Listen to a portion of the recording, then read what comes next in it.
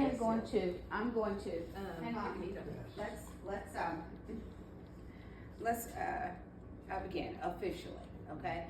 This is a fourth class for AbleVeg presenting to Agriculture in Action.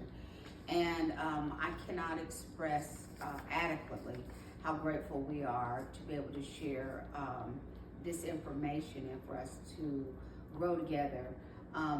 Many of us here today are not novices when it comes to gardening, but understanding the science, the technology, and even the rationale behind some of the things that were just passed down is incalculable. It really, really is. Because we need to pass it on to someone else, and that's our ultimate goal, is to not only understand why we're doing what we're doing and the logic behind it and the science behind it, but to also pass it on to other generations, to teach them properly from the beginning, that they understand exactly what is going on and the necessity, the need for doing it. Just like this power outage. Just, suppose all of those people, my son was fortunate enough to not have a lot of things in his freezer. Okay, so he's taking out of his freezer and cooking it up on the grill. He was doing that last night. But us, we have 4 freezers. Okay? Yeah. Now, that stuff could literally you could lose it like that. But to have the garden, to have the food, to have accessibility to chickens and to eggs and to hogs and to beef, it means something. That when you can't be sourced from outside of yourselves, that you yourself can be self-sustaining, and that it can be at a better quality for our health and even for our palate. I have found out through this we are now a year old. We actually started May the 11th, officially, as Agriculture in Action Farm Training Program. We started May 11th. We got our grant for this program, and then actually started the work in June, then actually, got people on board in July. And I have found that the more you provide for people, the lazier they get. Amen. The more, yes, the more excuses there are. They expect you just to do, or we discover on our part that they weren't as interested as they thought. That it was a zeal, but an excitement, but it wasn't according to knowledge. There is a work, there is a discipline, and there's dedication that is associated with growing your own food. And what is disappointing is that, as you all know, you have an occupation for doing this. You all sell the raised beds. You build out plans and for individuals in their landscaping and laying it out to where things are efficient. Well, we provided the beds for free. We provided the soil for free. We provided the plants and our seeds for free. And perhaps that's where the issue came. Perhaps we should have been charging half price or something so that individuals would be invested in it enough, at least, to follow through. Or be out there. Yeah, something. So I wanted to take this time, and I'm saying this on purpose, so that when you go to the link and you review the recording, to fill out a survey that is necessary for us to gather the data from the lessons that we are presenting, that perhaps you will consider that what we have done is provide you with a blessing that would have cost you well over $1,000 a person for a 4x8 bed and all that goes with it. And we did so because you said that this is what you wanted to do. So I want to take this time briefly and say thank you to Steve and Yossi. You all are the most active in this entire program. Of everybody that is signed up, you are the most active. We now have 50 families, but close to 70 individuals, counting husbands and wives, and in some cases, their children, because their children have a small bed. But you all are the most active in participating in the classes, participating in the Zooms, participating in the field trips. You are the most active. And let me say this, and Barbara's here. Barbara gonna be here. Barbara's gonna be here. Barbara gonna be here. Barbara's gonna be Yeah. here. And we're learning, again, we're learning together. But I want to say this too, that the quality of material that you provide doesn't seem to make a difference, because we are doing as much as we can, doing everything in an excellent realm. You know, we provide more food, we provide more, you know, entertainment, if you will, you know, more opportunities for fellowship, the canning, all of that. We provide that, but it doesn't seem to matter. And for those who really don't care. So, for those who are not active in the program after this next cycle, going through 24, what we will do is ask, you know, then can we use your place as a site place? If you're not going to use the garden, can we use the garden as a site place? And so we're going to do like God. We're going to make all things work together for our good. All right. And one of the best things that we could have done, Barbara and I attended a seminar at the Extension Center in Tulsa. And that is where we met Laura Koval, the founder and director, owner and instructor for AbleVeg. And so we're in our 4th class, and I think this is the 4th of 8 or 9, and I'm just glad that we have the opportunity. All right, Laura, we're turning it over to you. Thank you. Thank you guys for providing me with a building, with air conditioning, and electricity, and all of these modern conveniences. Okay, so today, this is a fun class, and this is a class that I get a lot of participants, not just who want to vegetable garden, but this goes into landscaping as well.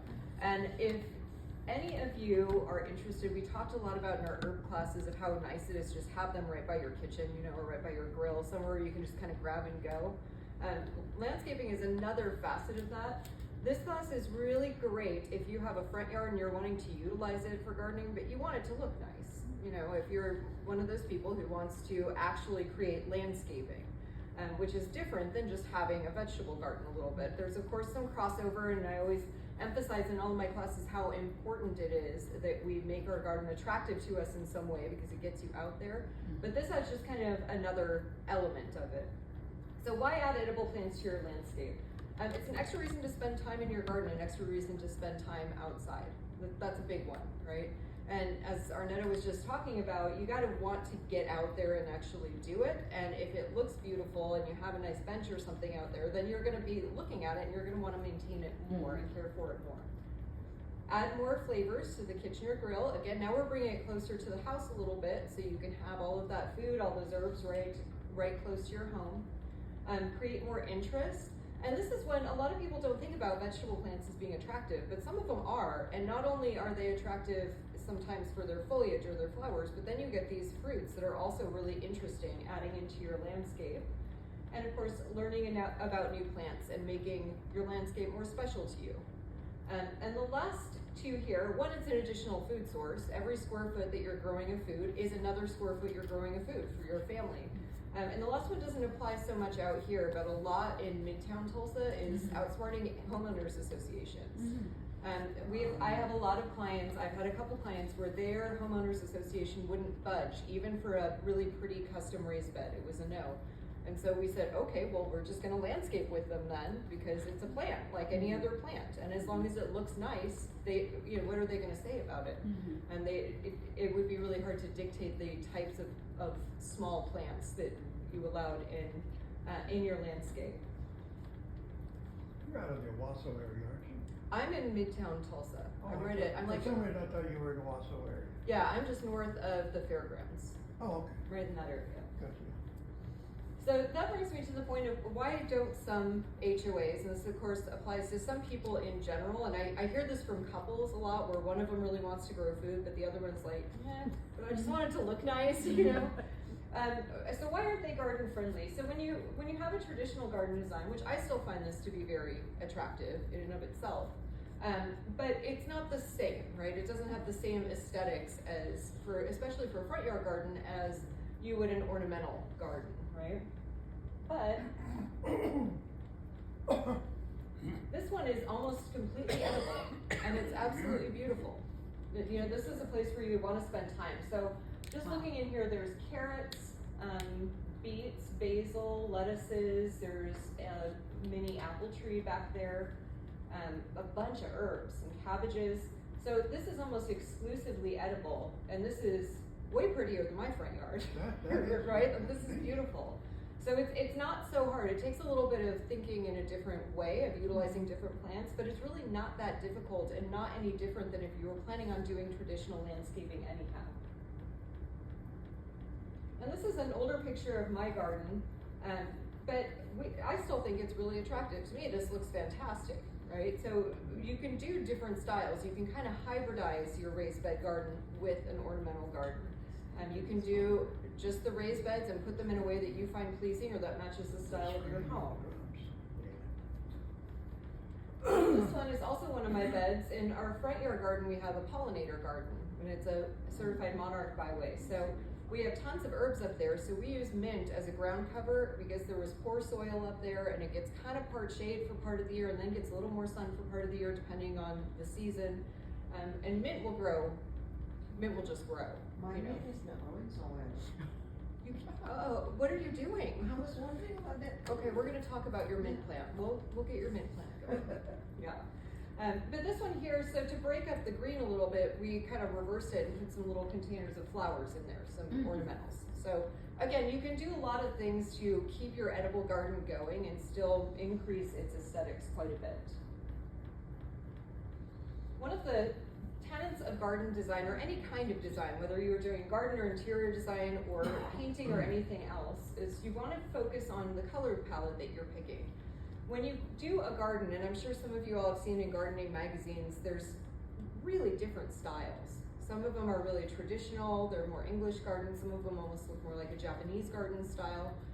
And usually when you look at those, they'll have a pretty defined color pattern in them. Especially Japanese gardens strongly rely on green and brown, and then with sometimes a pop of an accent color. And you can do the same thing with your vegetable plants, because as we've seen with herbs and vegetables, the plants themselves, one can look really nice, but also come in different colors and varieties. There's purple varieties of basil and beans, and so you can find more color that goes in your space. Same thing if you have banana peppers, they go from ripening, they get almost a really whitish yellow at first, and then they go to yellow, then orange, and then red. So there you have essentially a color wheel pattern, right? So you're thinking, okay, well, I could use the yellow tones and the orange tones and accent my flowers with these banana peppers, and it would still work with the color wheel and look really nice.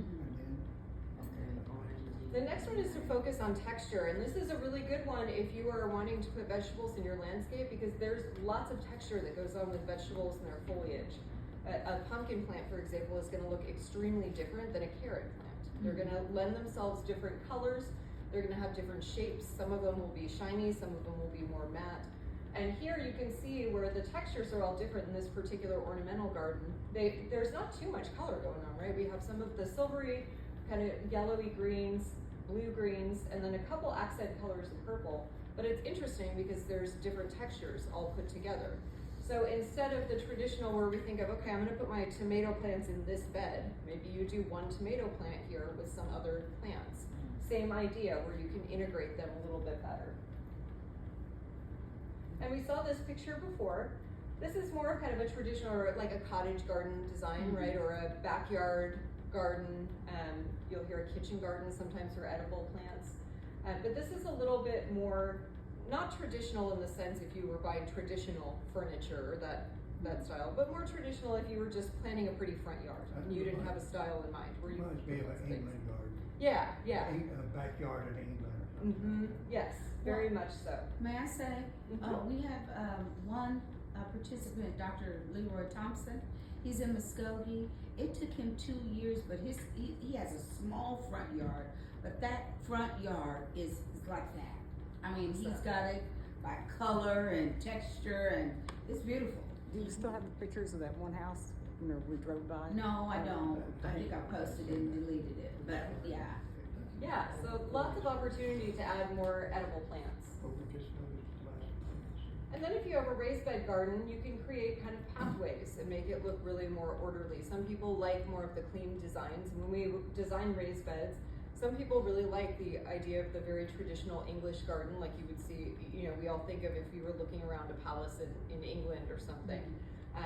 But you can use different shapes and repetitive shapes, and as well as match the design of your home. So if you have a house that carries a particular style, you can do that as well. So it's not just color, it's also shape and the textures and things that you use within your space. And this is an elevated bed. I love this garden so much. It's one of my favorite ones that we've done. It's a pollinator garden that matches her planters for her vegetable plants. But her pollinator bed is right across from them, and it's right under her bedroom window, so she can see all the flowers. She can also watch all of the insects doing their work in there. And that's a great way to accentuate your vegetable garden and kind of complement it, to have raised beds that are a similar type, but that contain different plants. And these are her vegetable plants in her other elevated beds then. They're right across the fence. So again, just repeating the idea of the same type of bed. And we've already seen this picture, but keep containers in mind. Containers are a great way to not only get some more food into your space and just place it there. Maybe if you have something that's a shorter season like lettuces, you just put some containers of lettuces up in your ornamental beds, and then you can plant something else in the containers when the lettuce is done for the season, but you still have the color for the container there. And of course, containers come in all shapes and sizes, all price ranges too. You can get a really simple little inexpensive pot all the way to huge containers that cost thousands of dollars. So lots of options and lots of play in there where you can pick one that's right for your particular space. And this is a container garden from one of my master gardener friends. And this is just such a cute garden. She did such a nice job. She just has a little deck outside of her condo. And instead of filling in that space there with soil, which could lead to carpenter ants or termites or something right up against her home, she did these pretty containers, and they're all the same color palette as far as working on that terracotta kind of brownish red color, but they have different sizes and different shapes and different textures to them, and then it accentuates the green of her plants too. And she does have some ornamentals in here, and then as well as some edibles, so she's literally just mixing them all up in the same spot. But when you're also creating your garden, there's lots of other things you can implement into that design and into that space. And one of them is your trellis. When we've all seen those really cool garden arches that people have. Some of them are very expensive and elaborate. But this is another design element that just makes the bed look more special and look finished. And it adds a vertical element to your garden and makes it look more expensive. You know, this is something that not everybody has, and then it creates kind of, your eye goes to that as a pathway through. So creating a trellis space that looks really nice, and then incorporating either ornamentals on your trellis or edible plants or a mix of both. We have both that climb our trellis. We have some milkweed that essentially came in as a weed, but it's a native plant. It attracts aphids like crazy, so we leave it there, and then we spray the aphids on that plant and it kills them off before they move into our other plants. So think in terms of layers in your garden of how you can use your trellis to really accentuate your space, create more food as well. And here's another example of a cool garden trellis. It's so pretty, isn't it? And they've just really mounted plants around it, and it's obviously all the plants are very mature here, but it looks like they have some nasturtium on there, and then they have some squash plants actually going up and over the trellis, which just continues the design over the pathway, and again creates a place where if you had someone over, they would say, oh, okay, that's where I'm supposed to be walking through, is right there. So you get that nice focal point. I included this one. Probably none of us have space for this, but I wish I did. It's very cool. So gourds, any kind of squash that vines will climb a trellis. And so they just had them climb over and trained them to hang down here. I did this on our trellis last year with a loofah plant. You know, the loofah gourds hanging off. And it looks really, really cool. And kids love these too. If you've got kids or grandkids, having anything that's hanging down off of something is just more interesting than having, you know, a squash plant just on the ground. That's not nearly as interesting as this is. And these are the trellises in my garden, but they're actually fencing. They sell them at Lowe's. They're like $30. And we just put them in the ground, and then we attached them to our beds. We put brackets on them. But again, very, very attractive, much more attractive than just putting up a cattle panel as is, which also can work very well. But these look a little bit nicer. So if you had something in a front yard garden, these would be something you could put in the background where you could fence off a little specific area. They're fencing. Oh, Yeah. like ornamental fencing. Mm-hmm. Okay. Yep. Yeah, I don't know. It strikes me as odd because unless your garden is 100% level, I don't see how that would work. But, you know, works great for a garden trellis. This was really easy. And we're on year 6 with them now, and they look brand new. Wow. So really nice. It was a worthwhile investment. And again, not very expensive, but still looks nice. And next, kind of going alongside the trellises as far as vertical elements go, you can get creative with your support structures. We think of tomato cages, you just get a tomato cage, or maybe you get rebar and stick your tomato plant that way, or PVC. But you can get support structures that also look like a piece of artwork in your garden. These are some branches and some bamboo poles, and they do add that other element of making it look more ornamental instead of kind of an industrial garden feel. And here's another trellis / support structure that you can use. This is just a little arbor, I guess you would call it, kind of over where you would have a sitting area or right in the center of your garden. And then on the right, these fun colored tomato cages. And we'll see some different color patterns or color ideas in different slides. And you could pick a tomato cage even to be the same color as the rest of the palette that you were trying to use. And that's gonna make it look nice as well. So now we're gonna go through a lot of the plants that I recommend to a lot of people for our, I'm gonna talk about is basil. And I love basil. Basil's just a great plant. They're really tasty in spring and up to early summer, depending on what variety you have. Some of them that go to flower. Pollinators love basil, so you'll get some little pollinators on there once they do flowers. So then you have another element of design where you have some movement and some added interest of seeing what creatures you have out there. And it's very easy to save your seeds for next year too. Basil's a great one. Once the seeds are on there, you just let them dry and scoop them into a bag, and you've got them for next year. These are great because they're not huge plants, so you can add little clusters to fill whatever container or whatever space you had and just fill in that gap. It would be one if you had some, like a pot of lettuce, once it was done, you could put some basil in there and it'll just fill in that space. And it also comes in a few different colors. Some of the leaves are more red and then green, and then this purple opal basil is this purple color. On the top, that's a variety that's one of my favorites called cardinal basil, and it gets these big, beautiful flowers on it, but the leaves still stay really tasty.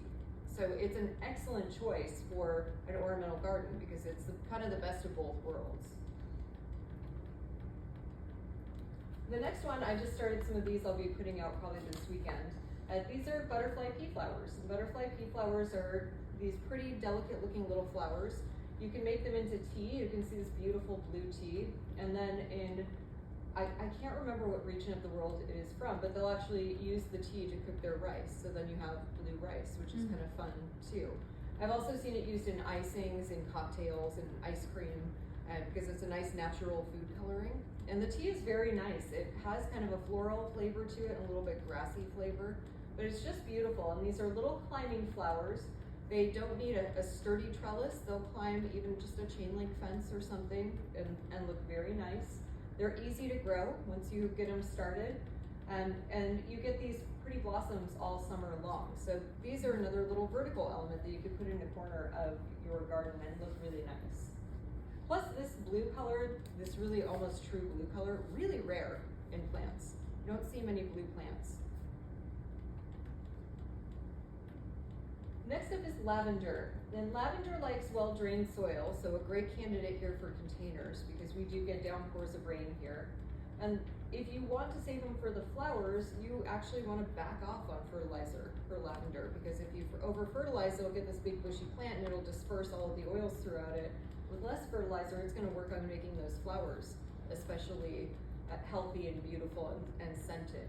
it'll also keep spiders away. It does keep spiders away. Yeah, herbs are a great way to keep a lot of insects that we don't want And it will around keep deer our away homes. too. Mm-hmm. And I love me. I love my spiders. You know, I love them, but I want them to be out in their spider world, not in. Not inside the house. Right. So this plant does like space. It likes good air circulation. Again, especially here, we get so hot and humid and damp sometimes. So this is a nice candidate for a container, or if you have kind of a corner that gets a little bit of a breeze, perfect plant for that. Next is thyme, and I love thyme. It's such a cool plant. And we've talked a little bit about some of these in our herb class, but looking at them from the aesthetics point of view, thyme is unique because it has little teeny tiny leaves. And they also make a steppable thyme, meaning you can put it between stepping stones and it works as kind of a ground cover. It has these little tiny leaves, it gets little tiny flowers on it. So this is a great one if you want just an area and you're thinking, well, I don't have a ton of space up front, but I'd like to put something there. This thyme will spread a little bit, but it's not gonna become a huge, massive plant. You can take cuttings to start additional plants too. So if you're wanting to create kind of a ground cover in the front of your garden, it's a great way to do it. You can just have one plant and then you can propagate little cuttings from it. And these attract all kinds of little insects as well. So another great plant to have for tiny pollinators and things coming and visiting your garden. Why are you wanting to attract insects? Beneficial insects are huge for a garden. The more you can attract the beneficials, the fewer pest problems you'll have. I talked about my trap plant, my milkweed. Yeah, you mentioned And, milkweed. yep, That's to and get I rid of use that for aphids because the aphids, for Yes. whatever reason, love milkweeds. And so I just leave them on there for a while, and then I kind of track when they move in so that I don't get to their breeding cycle. And right before then, I will spray them with insecticidal soap and kill them off. But in the meantime, I'll have ladybugs coming to eat them, I'll have lacewings coming to eat them, and those are both great pest control predatory insects. You want some ladybugs. If you don't have any ladybugs, then you will get aphids. If you don't have anything to eat your aphids, you're gonna have a bigger problem. And we'll talk about that a little bit in the next part of the class too, when we talk about garden care. But that's a mistake a lot of gardeners make, and it was kind of an old school way of thinking where if you just douse everything in Sevin dust and kill everything off, Yeah, that's what you I won't thought. have a problem. That's my mindset. And that's true to a point, but the problem then becomes the aphid's reproductive cycle is quick. So you're gonna get another round of aphids, and then you have no ladybugs I and don't even know what lacewings. aphis is. So you're essentially creating a dependency on it. And then what we've seen with different crops is that now insects are becoming hardy to some of our pesticides. And so this pesticide resistance is a huge problem for farmers. So what exactly does the aphid look like? Or It's a little tiny, creepy little thing. does it look like a stink They're bug? itty bitty. No, they What are almost just those? look like a little dot. Does it get And their they come leaves? in droves, so you'll get like 100 of them. And So they eat plant. leaves off from what particular plants do they They- attack? They really like milkweed. Besides milkweed, I mean, what? They like okra quite a bit. I often Okay. see them on okra. They like hibiscus flowers, so if you have a hibiscus plant. I'm trying to think what else I chronically get them Do on. they get tomatoes and? You can get them on tomatoes, But not so likely. not as much. How do you get rid of those other little bugs though, not to interrupt, but those ones that look like a stink bug and they're always on my squash and. Yeah, the squash bugs. Yeah, well, how do you get rid of those? We'll talk about that in the next one, because yeah, those are terrible. They're terrible insects. But aphids you'll know because you'll get like 1,000 of them, and they'll just be covering one. They like the buds a lot, and they come in green, black, yellow, and red. They're called Aphids, Aphids. APHID. I don't think we've had a problem with them yet, but that's something we'll look for. Yeah. But so this is one again. Getting back to why herbs are important because they're attracting some of those beneficial insects and also pollinators in general. We need to preserve our pollinators because we're at risk of having our bees go extinct, which is going to be a huge problem. Is the butterfly pea flower plant, is it perennial or annual? It's annual here. It's a tropical, so if you lived in Florida, it would be perennial, but here it's an annual. Next up are chives, and I've talked about the culinary uses of chives, but this one is great because it's a very hardy plant and it's gonna come back really early in the spring. So this will be one of the first signs of green that you see coming up with your little crocuses and daffodils in the spring. There's lots of flavor profiles. And this one is easy to grow. Now it will spread, it drops seeds and spread. So if you're doing it in an ornamental garden, you have to be aware that it will drop seeds and spread. If you don't want that, you can just clip off the flowers once they die before they form full seed heads. But you also might want an area where you just have them spreading out and taking over, and that's fine too. And they get different colors of flowers, either pink or white, and they're just in the spring, but again, it's one of the first flowers you'll get in the summer, earliest green that you'll get in your garden. And they're a really versatile plant, you know, light onion flavor, it can go in a lot of different dishes. Next, I put a sunflower under herbs. It's not technically an herb, but it was the closest category. Sunflowers are very cool because they come in little tiny varieties now, and they come in some that'll be 11 or 12 feet tall. And they also come in different colors. So these guys in an ornamental garden, one, they're just very interesting flowers. They're very cool, and some of the flowers get huge too. But they're very tall, so they look really nice in the backdrop of a garden. They'll kind of pop up against all of your shorter plants and create that flower wall. Next is lemongrass. Lemongrass here is an annual. I think it's zones 9 and above, it's perennial. Lemongrass is really interesting to grow in our climate because, so we have a lot of ornamental grasses at our disposal that are very pretty, and I feel like they're underutilized too. Ornamental grasses can add a lot to any garden space if you're wanting it to look more attractive. And they also add other elements like sound, because in the wind they sound really pretty rubbing up against each other, and they hold their shape even when they turn brown in the winter, so you still have that kind of backdrop. These guys will get pretty tall here. So this is a nice one to put in a spot where you're wanting, again, a taller backdrop plant. And you can also space them. Each blade, it's a monocot, so it's one blade of grass, is one of the stems of lemongrass you would eat. You can just broadcast the seeds and have them be really close in a cluster and use those for tea, or you can space them out if you're wanting the larger, thicker stalks to use for cooking. You have to space out all of the seed, I never see it. I haven't seen it here, but it grows well from seed. It's not that hard, because I've ordered mine. You order online, right? You have to. It had also, like an insecticide you could rub to keep mosquitoes away. They say that. I've not had that experience, but then again, I'm one of those people that mosquitoes like travel from Florida to see me in the middle of winter. So I'm not the best person to ask, but yes, I have heard that it can work in that capacity. So next we're getting into, well, we're already in the grasses and leaves, but here's these leaves.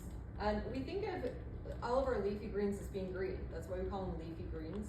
But the leaves come in lots of different colors. So whether it's a lettuce or like these, this is a Chinese multicolor spinach. There's lots of different things. I use this particular one just for the sake of design purposes because you can see how pretty these leaves are. Much like if you grow coleus, it's the same pretty leaf and interesting colors.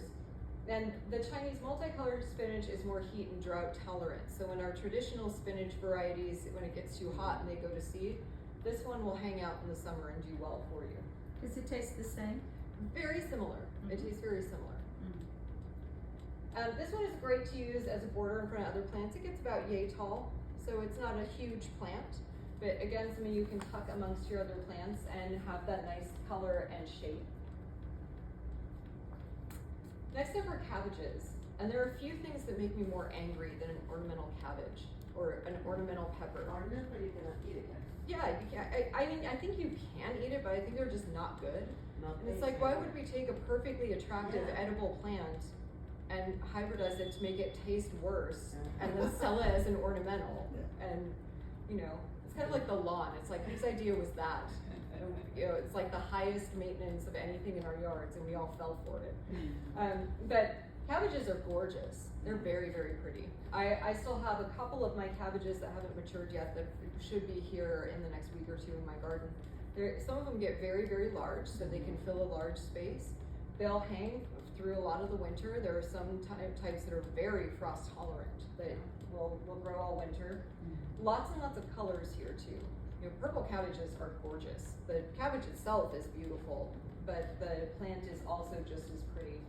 And this is one that you could get going early spring and have a few of them, and then harvest the heads, and then plant some heat-loving flowers or edible plants Do you now. do the cabbage steaks, or you just make it in like your vegetable mix? It depends. It depends. You have tried, no, I mean, have you tried the what they call, I've read about it, but we haven't, she says, why make Yeah. it into a steak, why not just leave it, and I would like to try it actually, but we haven't done it yet. Yeah, it's good. It's Is good. it like a steak? Kind of.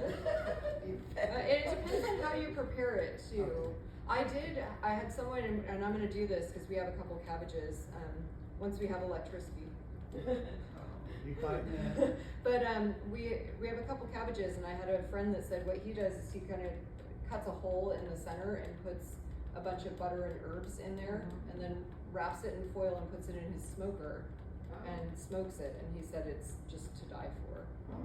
So there are lots of, and I feel like cabbage is one of those, it's like a turnip, it's a really underutilized Yeah, vegetable. we love it, but I'm just never, Yeah. we've never made the cabbage steak, you know, you Yeah. see it on YouTube, cabbage steaks, you know, getting Mhm. it, and I thought, I wanna try that, she says, why? They're good, I feel like it. Because he said. You know, I'm known for being able to change the subject. Sorry about that. You're fine, don't worry about it. So next up is kale. Kale comes in a variety of textures and colors too, and will grow well into the winter here. So this is one that you can, I've even had some of them overwinter themselves, and so you can keep eating Once off you of it. pick them off and then you just let it grow, or you put another seed? What I usually do with mine is I'll just take off however many leaves we need, so pull them from a few plants, because you don't want to do more than a quarter of the leaves at a time, and then I just let them Let keep it growing. regrow, right? Yep. Okay. Yep. Okay, say that again. Make it easy. The wood. I'll just pick out some of the leaves, so if you have this head of, is it a head of cabbage or kale? You have a kale plant. Yeah. And I'll harvest about a quarter of the leaves and then a quarter from however many other plants to make the dish I'm wanting to make. Instead of just cutting the whole head and harvesting it that way. Does it come back more Yep. like, That's we what I do it. what do you call wheelchair? The Swiss chard, Swiss chard. we did that also. And Yeah, you yeah. cut it off, and it just goes right back up? Mm-hmm. Yeah, Yep. I just It picked up a bunch of reproduces it. itself. Yeah, We and just did a big And deal. the big kind, so that's walking stick kale down on the bottom right, and it Oh can my. grow along a fence. You can still eat it after the. You can still eat it that big, yeah. We have one plant this year, it's about this tall, and I tucked it into a corner. I'm hoping that'll stunt it a little You bit have- because it's you in grow one of our it like raised that? beds. But yeah, it'll grow up. That's a different breed, or is that just an overgrown? It's a different variety, yeah. Okay, it And, is. and so it gets 'Cause it's large. nothing like the kale that we have. And so when you're putting it in your garden, that's again, you can have it as a backdrop plant behind your other plants for if it's a tall one, or you can have the smaller bushier varieties. And it also has different colors. It has different hues of green too, which we saw the one picture where it was just kind of the blue-green tech, and then the used textural stuff. Great candidate for that. And kale plants are very pretty. They look nice. They hold their structure really nice. They can be flat, shinier leaves, or these kind of ruffled leaves. So when in terms of ornamentals, this is a great one to have in the garden. But you're gonna have to have something to hold it up. So next in our grasses and leaves are lettuces. And lettuces are just fun to grow, and they're rewarding. They're fast. You can plant them first thing in spring, so they're one of the earliest things you can harvest. And then you can plant them again in the fall, so you can have a fall crop as well. These are awesome for containers as well as beds. My mom is she's a flower gardener more than a vegetable gardener, but I have her growing some pots of lettuce on her back patio, because then she can just, harvest it, put the pots away for the winter, or for the summer, and then put some more seeds in the fall. And these are so many colors. There's so many colors and textures and Yeah, it's varieties, beautiful. and yeah, it can be a really beautiful plant. And I love, at the bottom is this little Tom Thumb lettuce, which get like this big. They're little tiny, so you can Oh, harvest the cute. whole. They're adorable. It makes a really fun salad, kind of like a wedge salad, where you just keep the whole head. So lettuces are a great thing, and you can also just throw some seeds if you have new plants and there's nothing growing yet. You throw the lettuce seeds between them, and as those plants grow in, you pull the lettuce from between those plants. Next is Malabar spinach. This is a climbing plant. It can be either completely green or have purple veins in it and purple stems and berries. This one will climb like crazy. It reseeds itself, so it'll come back year after year. So it's not technically a perennial, but it'll drop enough seeds to where you'll get it coming back. I for like you. that idea. And this one is a climber, and this one will make a very nice living wall. My chickens really like the seeds. I think they're edible. I've not tried the berries, but the chickens like them, Chickens like it. and they're still alive. So, for what's that's worth. But it's a very pretty plant. You cook it just like spinach, and it has a really similar taste. It does have a little bit more of a, it's more of a texture that's almost a little more like a succulent.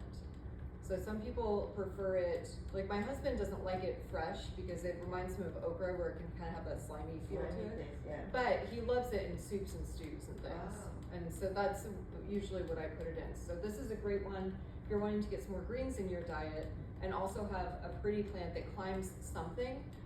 This is a good one. And I even have these coming back next to our trellis. And our trellis, I have containers where I plant whatever plant I'm growing up. And it dropped in our Bermuda grass and it grew back. So it's a pretty hardy plant too. And it loves heat. So one of the greens here in Tulsa that we can actually continue to grow throughout the summer. Next is auroch, which is related to spinach and related to some of those other plants.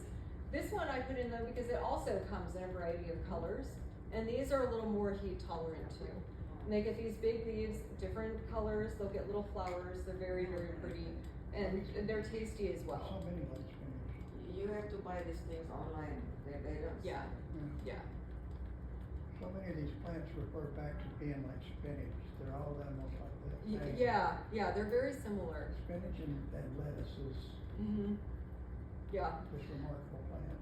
And I could say that, if we took another trip now, in June or in the first part of July, or back over to Earl's, you'll see many of these different varieties. Yeah, all has and the different interesting colors in things, there, yes. because when we went before, he had just harvested, from the fall. Yeah.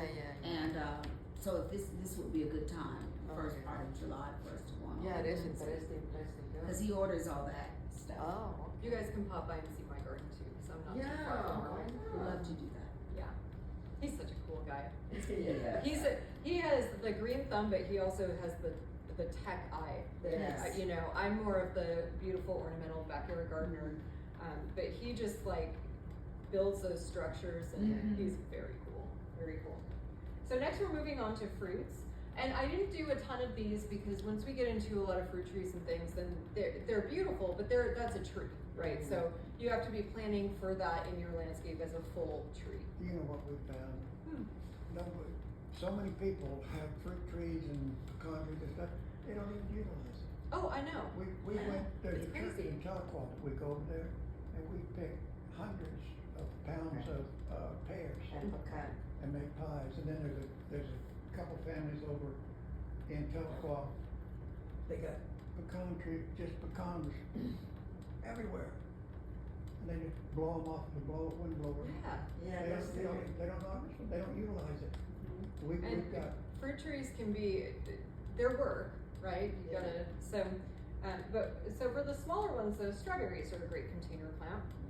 Not particularly ornamental in and of themselves, but they do provide green growth. And they create rhizomes. That means like a Bermuda, you know how it'll create like a little stem and jump and root into another spot? That's how strawberries reproduce too. So you can use them almost as a ground cover in the area. These are great in containers. They don't take up a ton of space.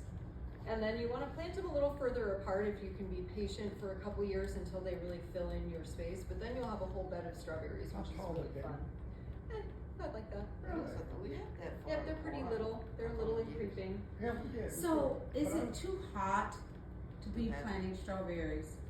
When I go to the stores now, I see so many strawberry plants, and I'm like, what? I don't think I've ever seen this many strawberry plants out. You It's can like- plant them. Well, and we have a tree, a cherry tree, which is a long story that was gifted to us, and then it needed a friend, and we finally found a friend, and now it's too late to plant it in the spring. But we'll probably plant that now, Arnetta. The only thing is, if you plant things because now it's getting hot, Yeah. right? And even the evenings are gonna be staying warmer. You just need to be sure you're babying it for about a month and really watering, maybe providing some shade cloth over it a little bit. Because that's what we'll be doing. We'll just be out there, we'll run irrigation out there for a while so that we can be constantly giving it a little bit of water so it gets established. I'm not huge on ideal timing because it's such a, sometimes you just gotta get it done. And plants will usually grow, but I would say you could probably get some strawberries started if you're willing to give them a little love. Don't you have to put them in sand soil too? Or? Not necessarily. They don't like heavy clay. So if you had heavy clay, again, you could go for a container or add some sand, amend it a little bit, add some heat. I've never had luck with strawberry plants. I've tried like 5 times.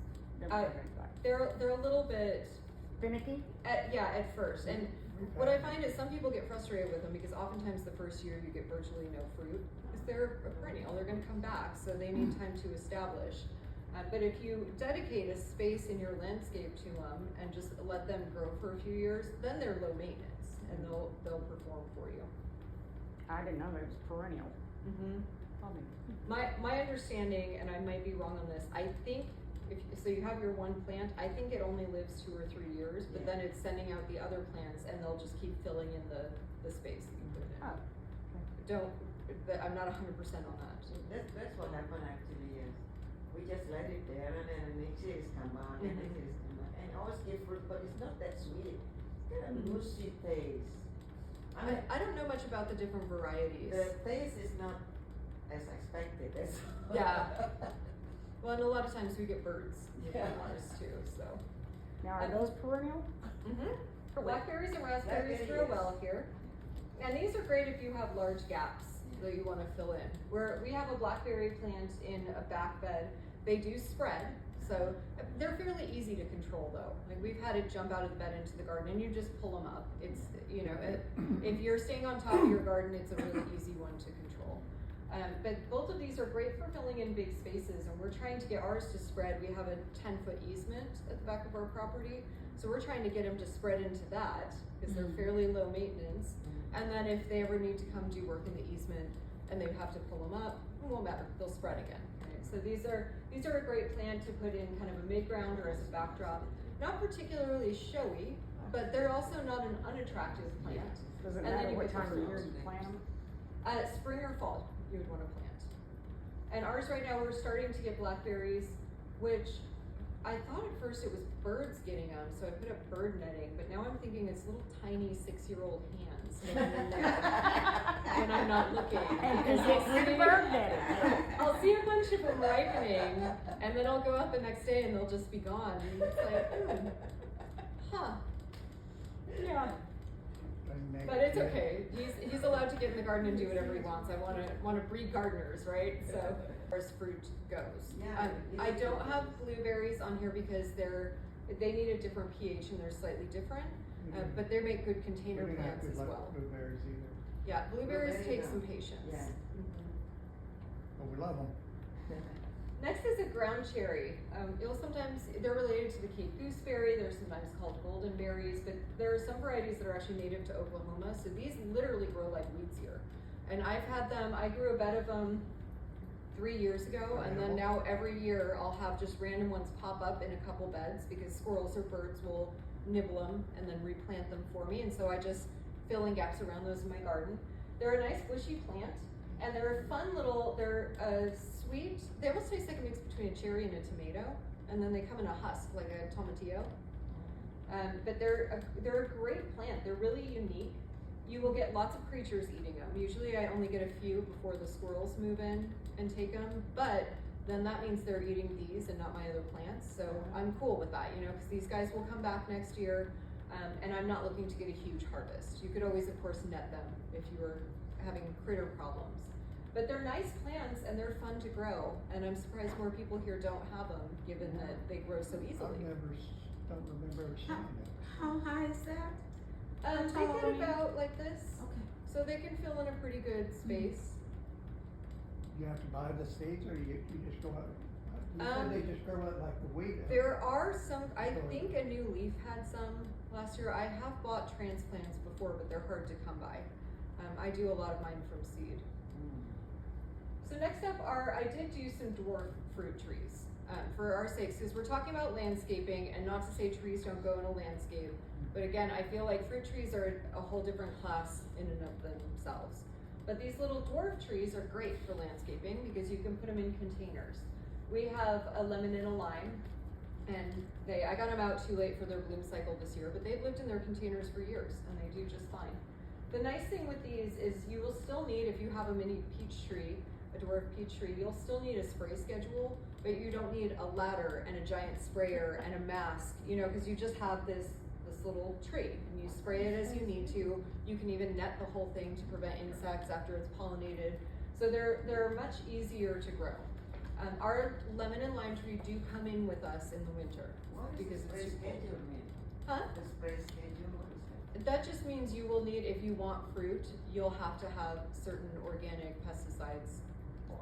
Oh, you're gonna have, that's why, because we just put peach and apple tree. I can send you guys a link to Thank a you. really good, a good resource Yeah, that because OSU I Our has. pear trees produce, I think, every year. Yeah, but it's We not, never, we Yeah. never spray that. The pears are pretty easy to grow here. Pears Yeah. are pretty yeah, easy. they're. But our apple trees is only one survives, so we just replant another one, a couple more, and I want them to survive, so. Yeah, I make need sure to you're know. watering them. Yeah, I need to know what to spray them, whatever I need to do with them. Yeah, but I can get you Yeah, information. we're putting a new fertilizer on as we plant them too now, Good. that we didn't do. The guy from Carmichael, he does the, I don't know if you know him, that older gentleman here. Don? He's a very nice guy. Yeah, he's a super nice guy. But these are great to have. They're little. You can buy them bare root, meaning you can order them. I usually don't. I'm not a big proponent of ordering trees, just because if you're going from one entirely different climate to an entirely different new climate, it tends to not be as successful. So I like to buy them locally. But with these, I can baby them a little more in their container. So you can just put them in a nice potting mix and give them some love that way. But these are a nice way if you're wanting to add a little more fruit to your landscape, and Yeah, you can get them, little tiny, and you can get them pretty tall. So there's lots of different ideas, Do you lots of fun actually get ones. fruit off from them? Mhm. That? Yep. Yep, you absolutely It's not can. just an ornament then? Yes, correct. So finally, we're getting into our vegetable section. I should have brought some of these beans for you guys today to Yeah, that show you. would be These purple cool. ones they're almost like an iridescent purple. They're Yeah. just stunning, so pretty. Beans come in both pole and bush varieties, and that means a bush bean is going to be one little bushy plant. A pole variety will climb. So if you have a trellis, they'll climb a trellis, they'll climb a chain link fence. So you can pick the variety to suit what you want. If you're looking for it to be a backdrop plant in your landscape, you can have the trellis behind it and let the beans climb up there.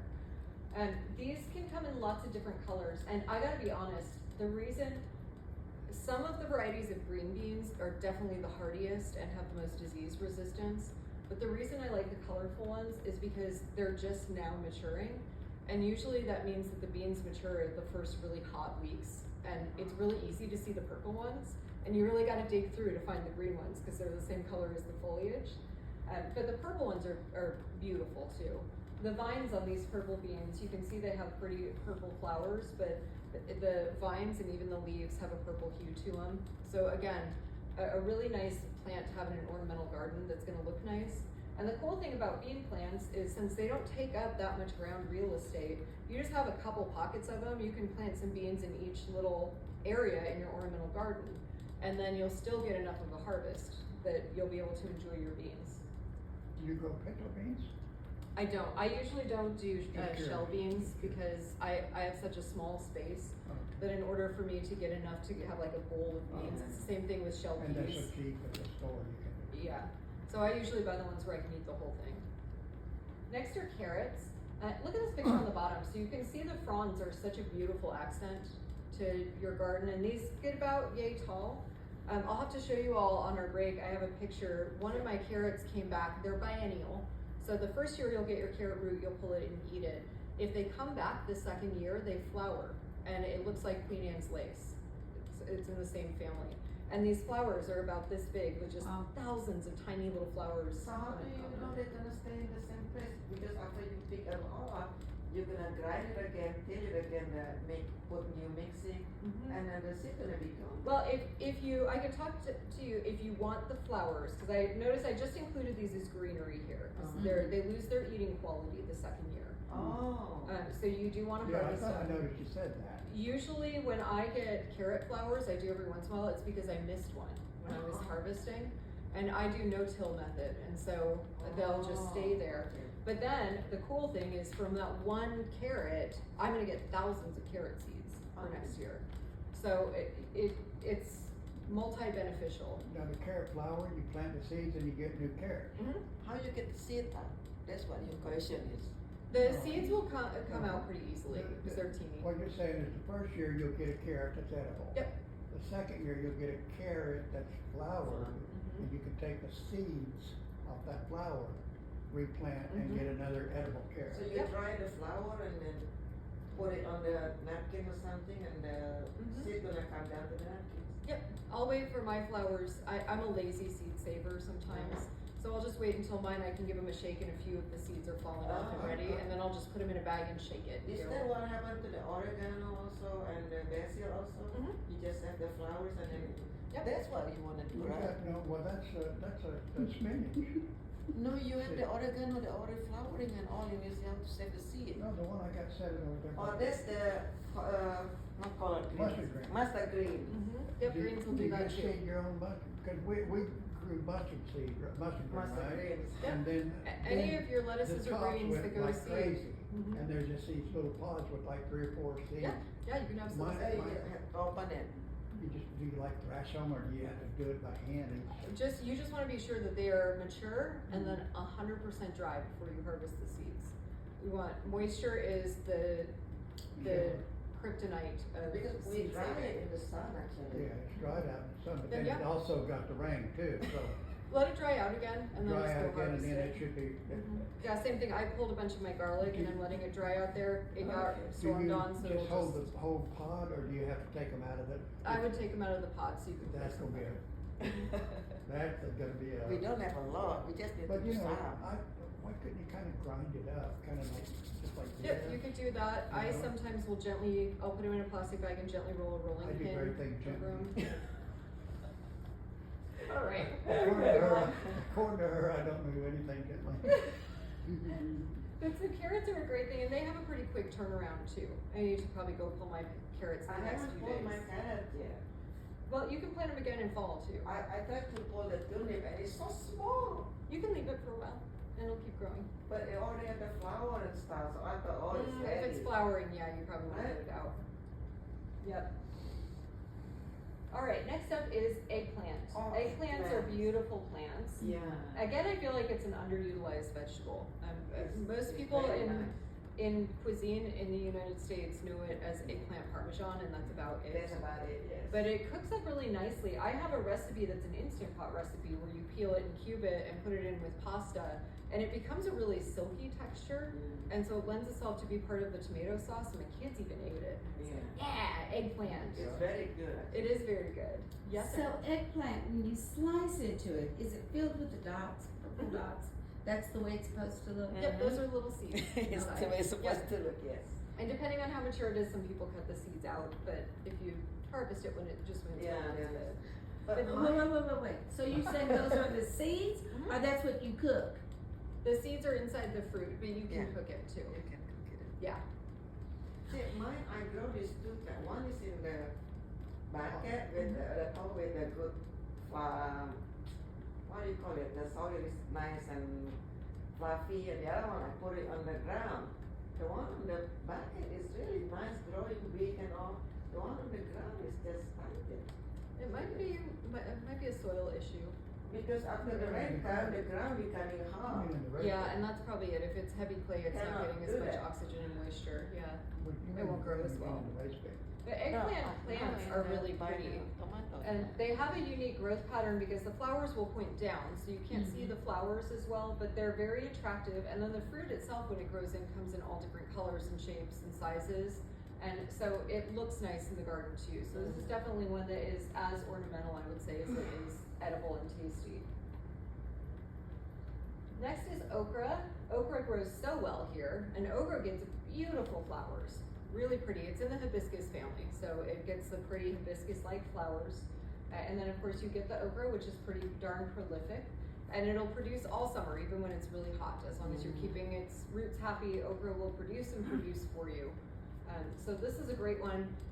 Usually the traditional varieties get pretty darn tall. There are some varieties now that are much shorter, so you can pick, depending on how you want to design your landscape with them, you can pick which variety you prefer. I didn't realize they got that tall. Some of them do, yeah. I've grown okra quite a bit, and I've never really had a tall one. Never really thought. And pretty colors too. The burgundy is a beautiful red. I don't even know the color. Is that the same with the normal one, with the green one? It's similar.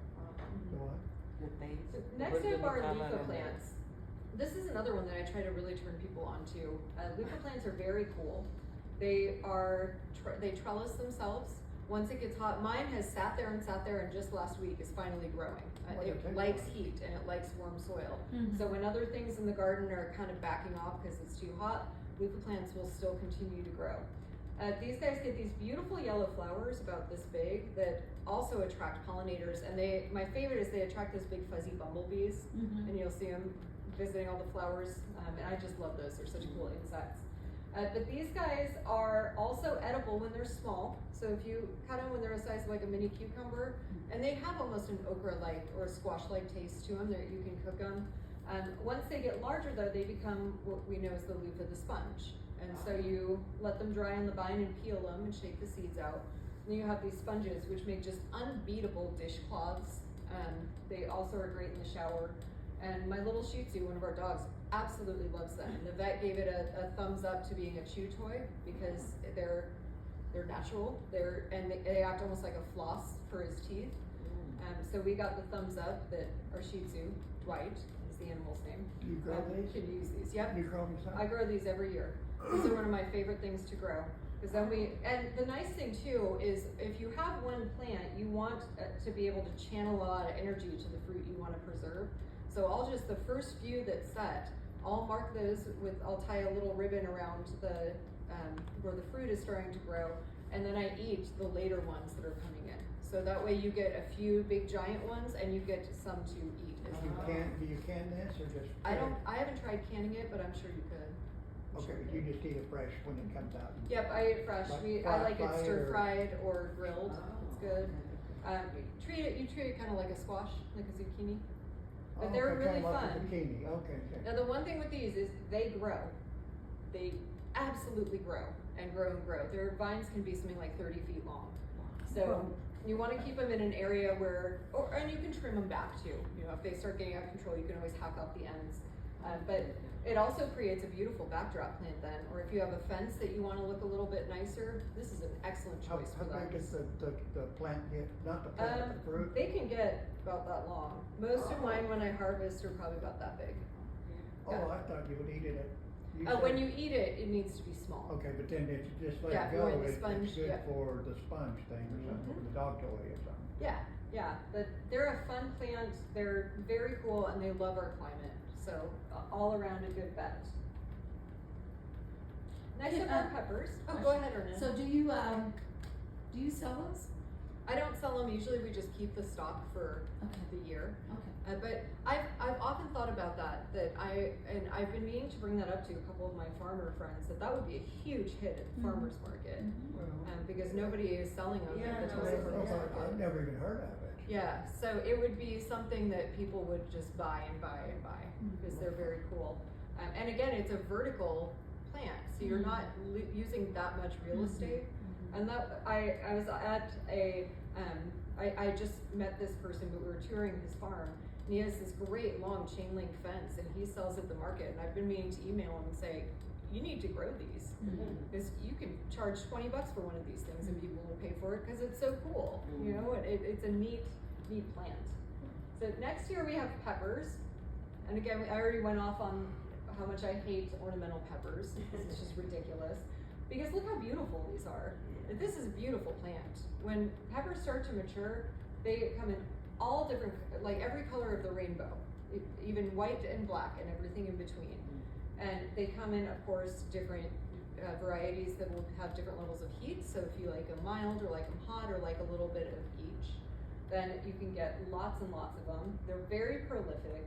They change color as they ripen, a lot of them, most of them. And I don't know if I talked about this. Did I tell you all about most of the green peppers in the grocery store are actually red peppers that just haven't matured? No? Yeah. Yeah, because when you harvest peppers early, they're more prolific. So if you get them, and that's why if you get the yellow and the red and purple, they're more expensive because they take up more real estate for a longer period of time on the plant. But they're beautiful, and pepper plants don't take up a huge amount of space, but they get kind of nice and full and bushy. So a really nice one to tuck into an ornamental space. Next here is tomatoes, and tomatoes are fun. Look at the cute little tomatoes in the bottom. It's as big as they get, a little tiny. I grow some of those in my aeroponic tower inside, because they're of their small size. But tomatoes people think of them as being a bush, and some of them are, but the ones that are indeterminate that will keep growing they're technically a vine. So if you think of how you can utilize a vine, you see them coming out and just kind of spilling out of these containers in the top one. Lots of things you can do with tomatoes. And of course, tomatoes come in different sizes, different varieties, different size plants. You can have a gigantic plant or a little tiny one, different flavor profiles and different colors. So these are great. And also one of the vegetables that tastes so much different than a store-bought tomato. So this is one, they take a little more love and pruning and care and are more prone to disease, but the return is pretty darn high. But it's actually a fruit instead of vegetable, right? Yes, Yeah. a lot. So are eggplants. Yeah. Most of them are. To make your soil healthy. This also helps with erosion, which is big here in the winter. If we get rain in the winter and it's been dry for a while, and there's no plant life growing on it, then you can get pretty bad runoff of your topsoil sometimes. It also just improves the soil health. You're looking for those plants to add nutrients into your soil instead of take them out of your soil. And it can also increase biodiversity and control pests. It's a type of a crop rotation, right? You're putting in something completely different. The crop variety is going to depend. So it depends on the season you're wanting to use it, the season you're wanting to plant after you use it, and exactly your geolocation, right? But NRCS and OSU both have good information and fact sheets on different options for cover crops. And then the last thing is, are you tilling? Because cover crops work very effectively when you're tilling them in and turning all of the soil in the spring. I've done cover crops every once in a while in my beds, and I just weed whack it all off the top and leave the root system in place and dig up just around where my plant's going in. So there's options. There's benefits of no-till and there's benefits of tilling. I don't till my garden because it's in raised beds and it's a pain, right? I can tell people all day long, no, I do it because it's more environmentally conscious, and sure it is, but the reality is, if I were to till it, I could tear up the ground cloth underneath and Bermuda could get in there. It's hard to lift it in and then keep control of it so it doesn't hurt your bed. But there are other benefits too, where it keeps your soil structure healthy, and all of my creatures that live in my raised beds, all my worms and everything, I'm not chopping them up. They're all fully intact, their habitat is intact, so they continue doing good work. Tilling, of course, if you're doing a cover crop, makes it a heck of a lot easier, because you can just go through your row and you're getting it in there, you're stirring all those nutrients into your soil. So there's, benefits of both ways of doing it. So you need to just pick whatever method is going to be best for you. So now we're going to go into a little bit of troubleshooting your plant's environment, and we're going to review some of these in one of our next classes too, so there will be a little bit of overlap. But these are very important if we're talking about organic garden care, because usually when I go through these environmental problems, people always have at least one. They're like, oh yeah, I've had that happen. Totally makes sense now. And going into this, we're going to talk about pest control too. We've talked a little bit about insects today. One of the things when you're starting to assess a problem in your garden is a lot of people jump to that it's a problem with insects. And it very might well be. We've got lots of them here in Oklahoma. But think of it in terms of, like, what is a pest, right? A squash bug doesn't pop out of its egg and think, I'm going to go destroy this person's day. Like, this is going to be fun for me. Are you sure? I'm pretty sure. Okay. I'm not 100%. For sure they're out in the store meat. But it's very destructive, right? And one man's pests, like we've got possums, never hurt my chickens, never dug in my garden. They can absolutely hang out and live with us all they want. They're cute and they eat bugs. But for some people, they can cause a lot of damage, right? So it just kind of depends on where you're at and if it's being destructive in your garden to make it a pest. Surprised you don't get your chickens. One of them moved in with the chickens once. We heard them in the middle of the night, and it had made a little nest in the front of the coop and was like, "This is nice. You ladies are cute and quiet, and it's cozy and warm in here, and it's cold out there." Yeah. I had to relocate some armadillos. Yeah, armadillos can be disruptive too. Yeah. But what we're trying to think of is in terms of your garden is an entire ecosystem. So what you do in your garden doesn't just affect your garden. Bees can be flying in from, like, I think it's a quarter mile away. So they can be coming in from somewhere else, which is why the bee population is being decimated, because people spray this stuff and they'll be foraging and bring it back, and then all of the bees will die. So you're not just talking about your little mini ecosystem, you have wide range implications for what happens when you work in your garden. Algae bloom is the other one. If you overuse nitrogen and it goes into a stormwater drain or into a trench behind your house and it goes to a stream, that's affecting your ecosystem big time, right? So you want to be responsible with everything that you're doing. And this ties into then integrated pest management. So this is a long definition, I'm just gonna read part of it. It's an ecosystem-based strategy that focuses on, this is the first important part, long-term prevention of pests and their damage through a combination of techniques such as biological control, habitat manipulation, modification of practices, and use of resistant varieties. So we're talking here about biological control, meaning we're controlling the biology. We're maybe hand-picking insects and throwing them in soapy water instead of spraying them. We're working in the most eco-safe way possible. And then habitat manipulation. I love my pollinator garden up front, but it loves me back too. I get more beneficial insects coming into my vegetable garden because of it. And then also cultural practices, making good decisions, doing crop rotation, right? Doing all of these things that we know are good for our gardens. And then pesticides are used only after monitoring indicates they are needed. And treatments are made removing only the target organism. So trying to get those squash bugs out, right? Trying to eliminate them through various strategies so that you're not just spraying and killing any pests that visit your squash. First part of this is biological control. And this is the use of natural enemies or predators. People sometimes use ladybugs. They'll tent ladybugs into their crop. And pathogens, competitors, so other insects, parasitic wasps that will kill caterpillars, that you're introducing in to help get rid of the ones that you don't like, right? This one with pathogens and nematodes and weeds and vertebrates, they have lots of different natural enemies. So you're thinking, okay, well, what eats aphids? You know, how do I get what eats aphids into my garden? How do I kind of call them and give them the signal that we need them here? Next is cultural controls, and these are practices that reduce pest establishment, basically. So that could be reproductive strategies of these pests, survival. For example, changing irrigation practices, because too much water can create diseases. And once a plant has a disease, it's more prone to inviting pests to it. So this is just changing what we do and keep our healthy garden with our mulch and sanitizing tools and things like that to help prevent an infestation later. Mechanical and physical controls kill a pest directly or block pests out. So this could be floating row covers of insect netting. It could be hand picking some insects out of your plants and throwing them in soapy water, which you can use Dawn dish soap for, because it kills things. So you can mix your Dawn dish soap in your bucket. So if you're thinking, shoot, now I don't know what to do with it. I have a baby duck after an oil spill to clean, like on the commercials. Then you can use it not only on your dishes, but to kill pests.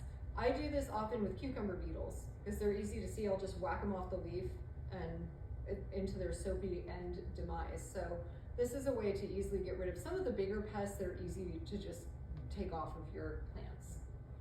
This can also include mulches for weed management. We've talked about mulch, steam sterilization or soil sterilization, which I'm doing for someone here next week. And then also barriers, like my bird netting. And I don't think they've made 6-year-old netting yet, so the 6-year-old eating the berries will still be a problem. But these are all things that you can physically do in your garden to help keep it healthy. Now the steps in integrated pest management, the first one is do nothing. And we often don't think of this, but I have one chard plant, that's what my rabbit is eating this year, one specific plant. I don't know why that one, but every single time it gets about this big, it's getting nibbled down to the ground. Fine, the bunny can have it. It gets that plant, and as long as it does not go to my other plants, cool, I'm gonna do nothing. This can also be, if you have my fennel this year, I've already had a few swallowtail caterpillars, and they will annihilate that plant. But I like swallowtail butterflies, right? They're cool. So, okay, they can have a few of the fennel plants, doesn't really bother me. So it's things like that. And then you do your cultural controls. Do you need to change your watering practices? Do you need to replenish your mulch? Is it that you're getting that disease because you're pruning one tomato plant using those same pruners on other ones and you can clean your tools? Things like that. Your biological controls, do you want to buy some lacewings and put them out in your garden to be a predator, to eat some of those other insects? And then mechanical controls, are you going to get out there, which I have absolutely done, and it's one of my favorite sports to play, and it's called bug battering, is what I think my oldest child labeled it as, where you go out with a fly swatter and you just wait for those stupid vine borers to come to your squash, and then you just beat them for a while. It's very satisfying. My 8-year-old loves it. It's his favorite thing to do in the garden. He's very, very good at it. He's very effective. Good arm on that one. Trample the plants also? There is some loss. But again, I really want my kids to be gardeners, so if he likes it, that's great. But can also be then if the vine borer does lay an egg, you can cut the larva out of your stem, something like that. And then the last one, if those things aren't gonna cut it, then you go to your chemical controls and use those, which absolutely happens. And chemical control is just the use of pesticides. That's, the easy definition. The difference here is that you're looking for effective and more long-term control, so you're integrating that. That's where the integrated pest management comes with all those other practices. So hopefully you don't even have to do this very often. I have this down to a science in my garden because now I know what pests generally come in there. So it's like my trap plant again. I have that, and then I do use chemicals, but like once a month. I spray just that plant, and then it's done. So I'm not having to spray 10 different plants out in my garden. And it also, the pesticides are also selected that minimizes their harm to people, non-target organisms, bees, we talk about those a lot, and the environment. And so you'll just use the most selective pesticide that's gonna do the job as safely as possible. One of the other reasons I'm really big on this is I've got little kids. I have chickens, I have 3 dogs. And when I do apply, we did have a spotted poison ivy earlier this year, and we had to basically gate it off so that the chickens didn't go brush up against it when we used the Roundup. The kids didn't go, especially my 6-year-old, he's disaster prone, and I could see him rubbing his face on it for some reason or something. So it's easier for me in my garden to not use that, because that was just a huge hassle. And then of course with little kids, if you tell them don't touch this plant, all they want to do is touch that plant. Like they dream of touching that plant, they just want to do it so badly. And then so oftentimes you can use like bait stations, people do this for moles sometimes, or spot spray a few weeds instead of broad spraying the entire area. So just if you have a weedy area, getting rid of that, but not doing a preventative herbicide. Ideally, your pesticide will obviously reduce the insect or disease problem, right? Be target specific, break down quickly so you're not having to worry about eating your produce 3 months later, and then have low mammalian toxicity. That's an easy one. You don't want to die by eating your produce, right? And then have minimal environmental impact. And this is the pre-harvest interval. You'll see this on all pesticides and herbicides. This will be the number of days that you have to wait after you spray it in order to eat that fruit or vegetable and be safe. 7 dust is 3 to 14 days. The 3 days is going to be for something more like a watermelon, where it has a thick rind that you're probably not eating, whereas a leaf of lettuce would be more of the 14 days, because you can't scrub it or anything, and you're eating the whole plant. So you're going to have a pretty substantial one. Diazinon is 7, just blanket 7 for everything. But some of the organic ones we're gonna talk about, you could go spray your plants today, rinse them off and eat them, and it's just not a big deal. This is one of the other benefits, especially if you're eating a lot from your garden. I have used 7 Dust, I think 2 times in my garden, and it was both like impending doom. The one, when our kids first came to live with us out of foster care, that week I didn't get out to my garden and we'd had a couple rains and it got really hot, and spider mites moved into 2 of my entire beds, and I knew if I didn't get rid of them, there were so many that was gonna wipe out my whole garden that year. So I did use the 7 Dust, but then you couldn't eat anything, because a lot of what I had in there was lettuce, and by the time the 14 days were up, it had gotten hot, and then my lettuce had started to bolt and wasn't good anymore. So that's frustrating, but it did do the job, right? So, you know, long-term benefits there. But it is more convenient to be able to spray and not worry that if you want it for dinner that night, you can just go out and rinse it off.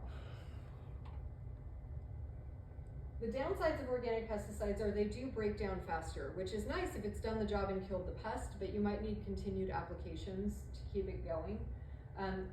They can cost more and be more difficult to find, although I'm not seeing that to be the case anymore. More and more, these are more widely available as the demand for these products goes up.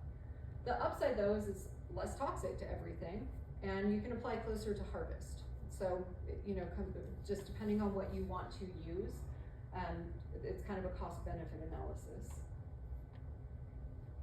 The big thing with pesticides is to be informed and read the label.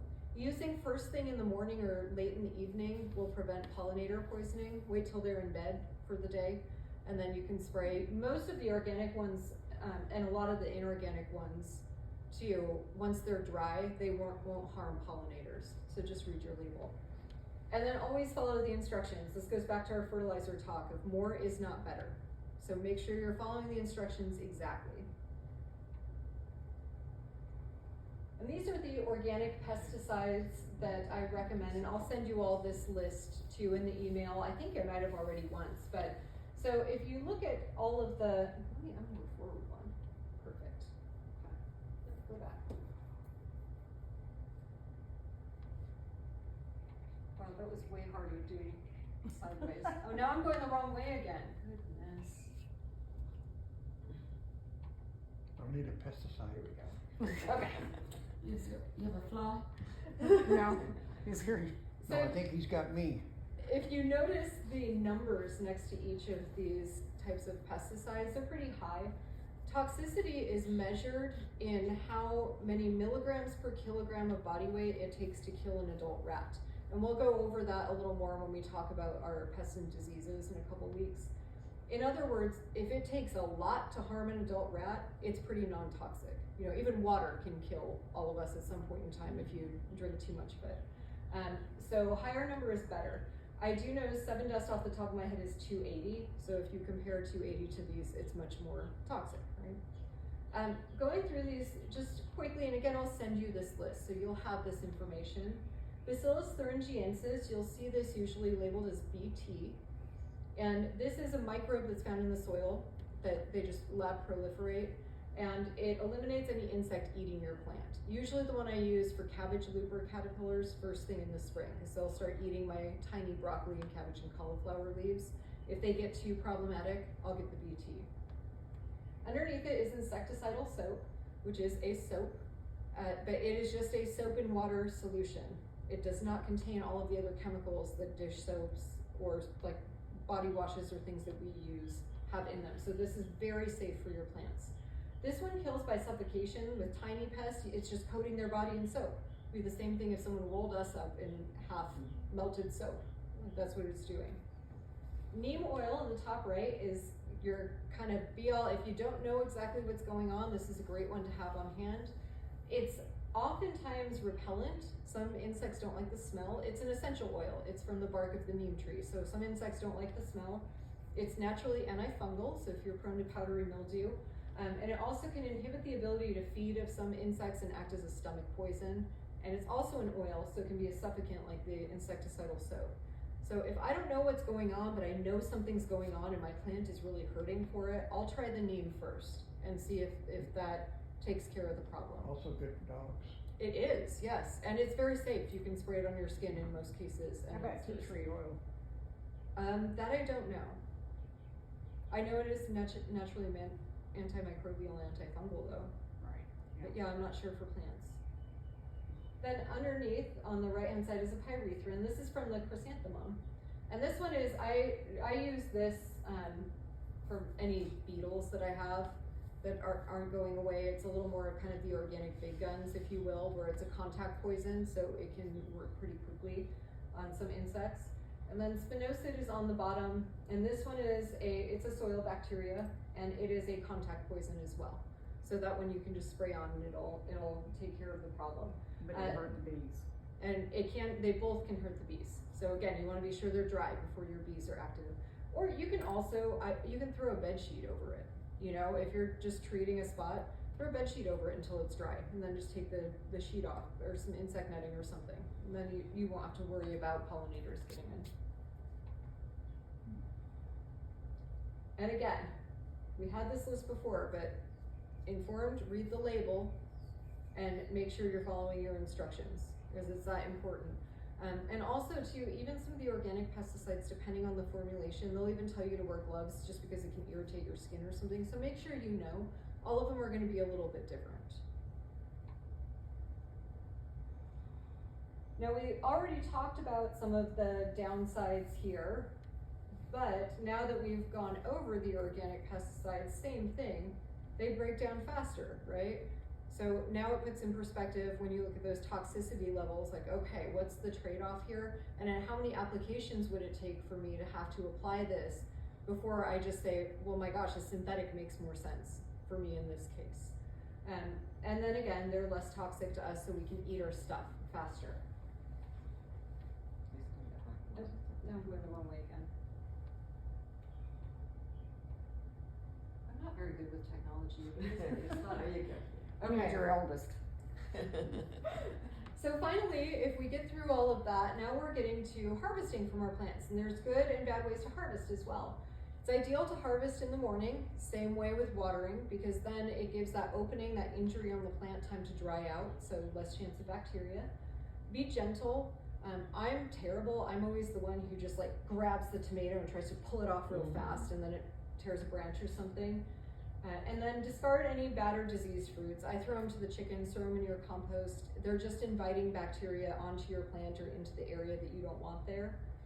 And then we all know this, cool your stuff quickly.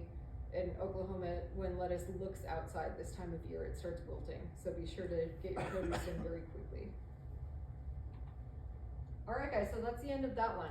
What other questions can I answer? How is the mix for the neem oil?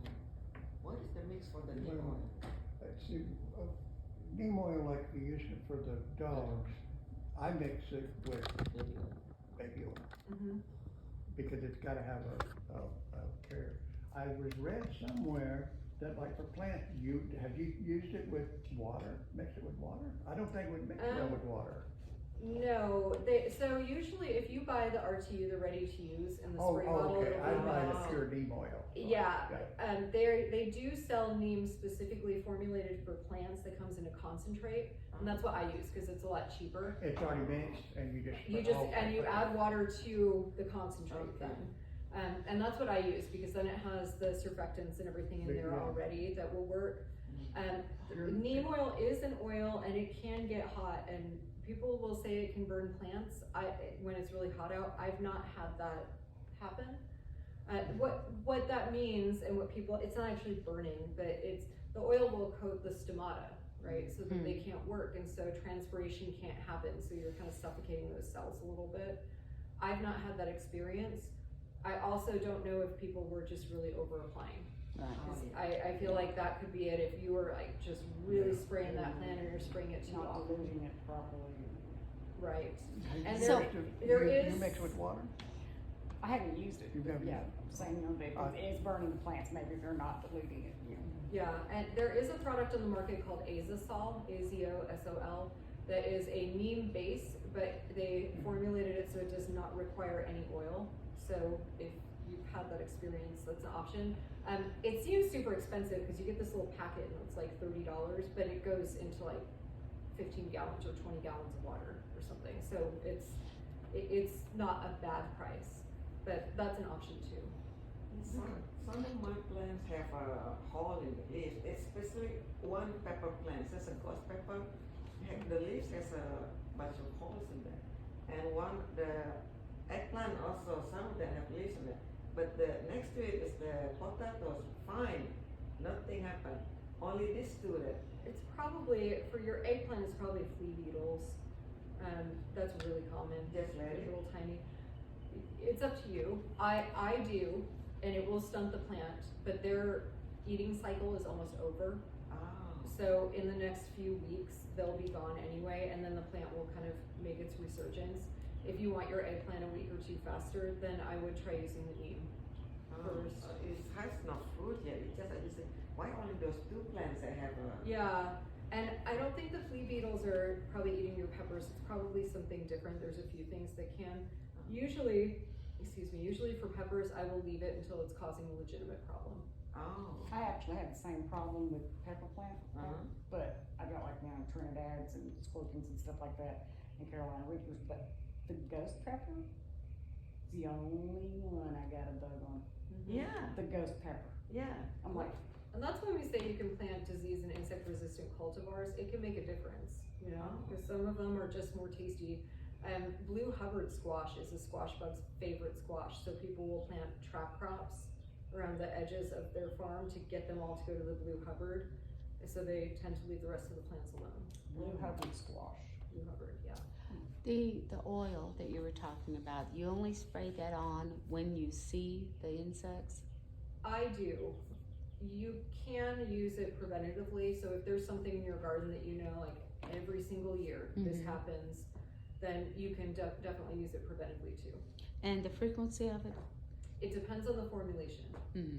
I believe mine is every 7 days, and then there's often a difference between if you're using it preventatively or if you're using it for a heavy pest infestation. They'll tell you how often, because it might change it up a little bit. Okay. The pre-mix you get, is that expensive? Cause the one I get like a, what is it, a 6 ounce bottle for like $10. No. And that's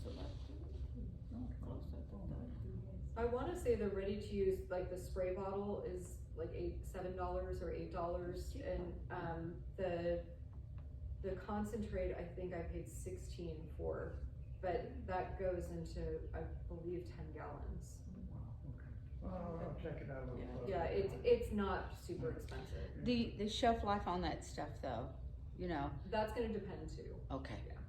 Yeah, so you'll need to read, because again, it depends on the exact ingredients that are in it.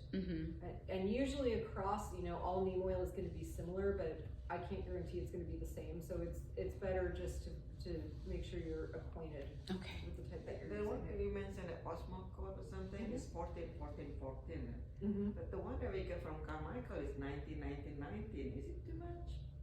It depends on your soil. It's It the just- trees. It's just because our yard is so bad some parts, so you said, if you have like that, then better get this one and put it on your big trees also around there. I don't feel like I am educated enough in trees to answer that We're trying to question. get fruit back up on our trees. Yeah, And our I'm pecans- not- Our pecans weren't. Honestly, I would call a conservationist. Yeah, call them or out. call your extension office, because if they don't have the answer in the But extension that would office, be they'll too have an much agent. for that would be too much for the vegetables, Garden. gardening. Probably, Oh. but I don't Yeah. know. We were trying And to it would trying to depend rejuvenate too the on, pecan trees. yeah. basically. How Right. about the coffee? Coffee Coffee grounds. grounds? Coffee Yeah, grounds. coffee grounds are fine, you can add those straight It's away if they've been it's used. nitrogen, right? A little bit. They're low levels, but it's a good thing and it helps build up your soil too. A lot of creatures apparently like to eat it. Starbucks gives it to you. Starbucks gives it away free. Yeah, You get it? Yeah, oh, I get it all the time when I go to Muskogee. Yeah, that's where we get it, Muskogee.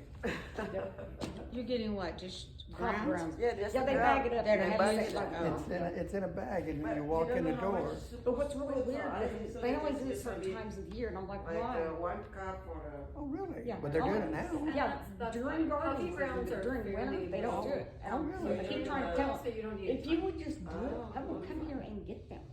Yeah.